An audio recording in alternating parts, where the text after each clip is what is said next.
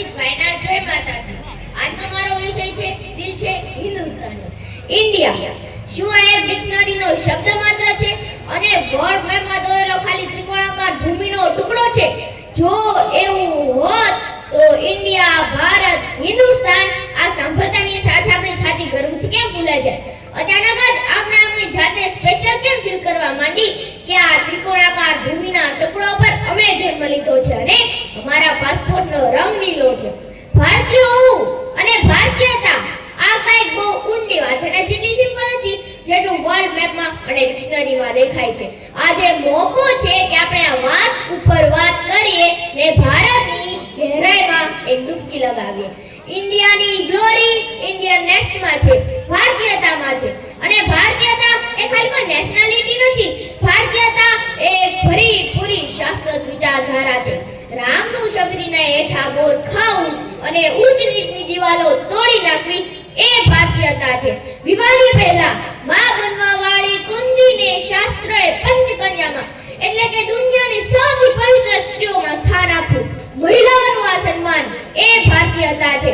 ગાંધારીએ શ્રી કૃષ્ણને એના વંશની સાથે પશુની જેમ મૃત્યુ થાય એવો શ્રાપ આપ્યો।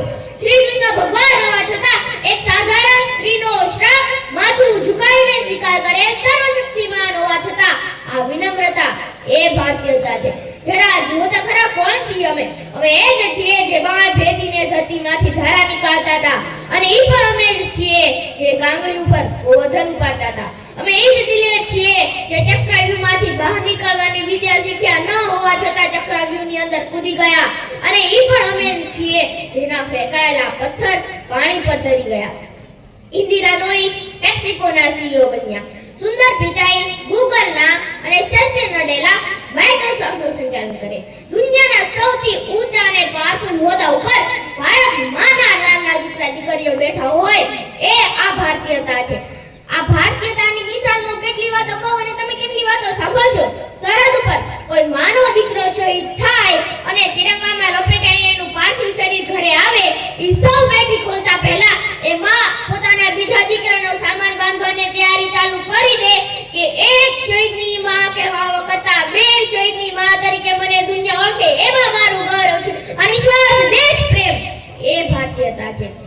26/11ના ઉગ્રવાદ થયેલા આતંકવાદી હુમલામાં આતંકવાદીઓ નિર્દોષ માસૂમ લોકોનું લોહી રહેતા હોય, ખતરામાં ખાલી એક જ શહેર હતું પણ કેરળથી લઈ કાઠિયાવાડ સુધી આખા દેશના લોકોના જીવ અધર હોય આ વસુધૈવ કુટુંબકમની ભાવના એ ભારતીયતા છે।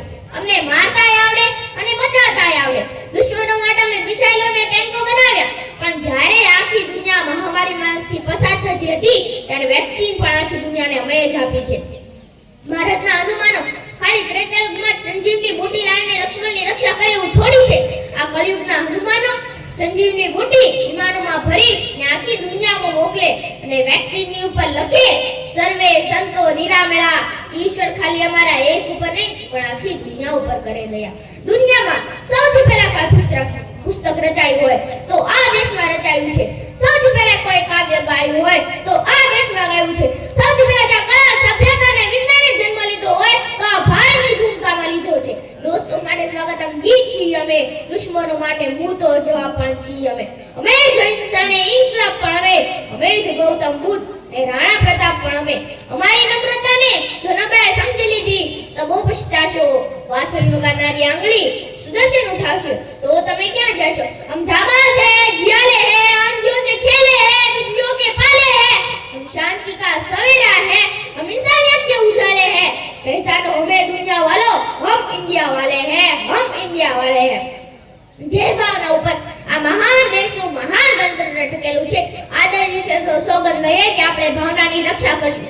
કાટ में से कटेंगे नहीं, बाट में से बटेंगे नहीं। ભલે ને આપણે 9 ધર્મો, 3 જાતિઓ, 300 ભાષાઓ બોલીઓમાં વિભાજિત છે તો શું થયું પણ આપણા સૌનું મસ્તક એક સાથે એક જગ્યાએ નમતું હોય તો આપણા દેશનો તિરંગો છે। મારી પ્રાર્થના છે કે આપણી નસોમાં ખાલી લોહી નહીં પણ ગંગા જમનાના નીર વહે અને આપણા હૃદયના ધબકારમાં આપણું ભારત ભક્તું રહે અને આપણી ભારતીયતા હંમેશા અમર રહે। જય હિન્દ, જય ભારત।